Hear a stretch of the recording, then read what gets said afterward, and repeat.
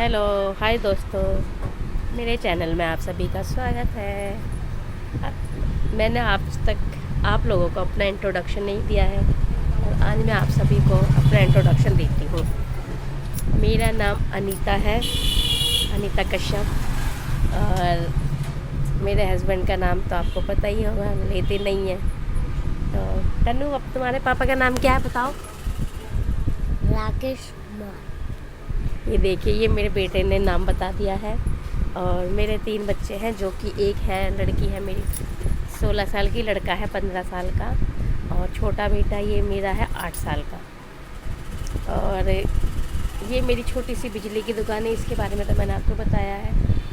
और हम लोग इसी से ही अपने घर का खाना खर्चा, बच्चों की पढ़ाई लिखाई इसी से ही चलाते हैं।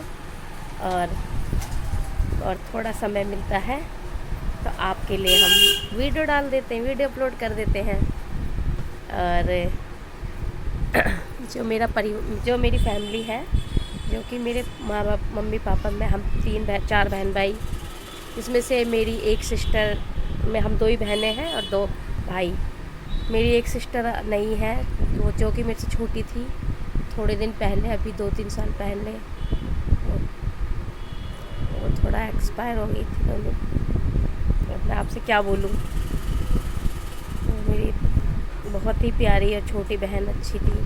अब हम अकेली हूँ मैं। अब मेरी बहन नहीं है, मुझको उसकी कमी बहुत महसूस होती है।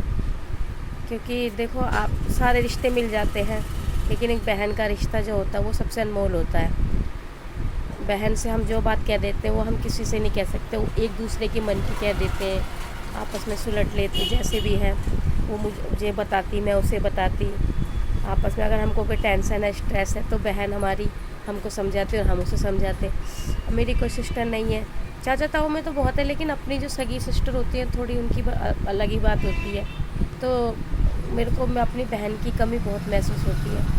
और अब मैं आपको बताती हूँ कि मेरी बहन की जो बात, चलो वो तो भगवान को जो जैसा करना होता है वो कर ही देता है, लेकिन हम लोगों को तो बहुत तकलीफ़ होती है। और मेरे 2 भाई हैं और मम्मी है मेरी, पापा भी नहीं है। पापा पहले मेरे पापा एक्सपायर हुए हैं, फिर उसके 2 साल बाद मेरी बहन एक्सपायर हो गई।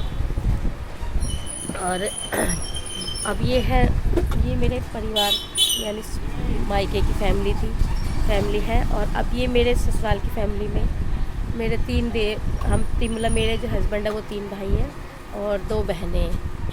और दोनों मेरी नंदों की शादी हो गई है। मैं सबसे बड़ी हूँ यहाँ पर।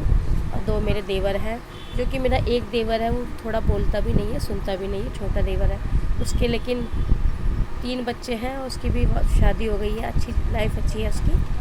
और छोटा देवर है उसकी, वो भी मैरिड है, और उसके एक बेटी है।